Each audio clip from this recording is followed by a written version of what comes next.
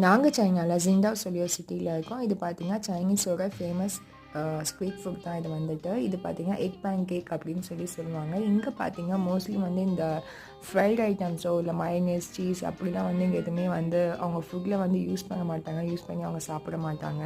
எல்லாமே வந்து இங்கே ஹெல்த்தி வெர்ஷனாக தான் வந்து இங்கே வந்து இருக்கும். இங்கே சைனீஸ் வந்து டெய்லியுமே பார்த்திங்கன்னா வெளியே தான் வந்து சாப்பிடுவாங்க.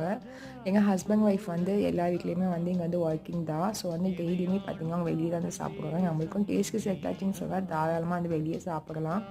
எல்லாமே வந்து ஹெல்த்தியாக தான் இருக்கும் இங்கே வந்துட்டு. இதுங்க அவங்களுக்கு டேஸ்ட் பண்ணி இப்போ எப்படி இருக்குன்னு நான் சொன்னேன்.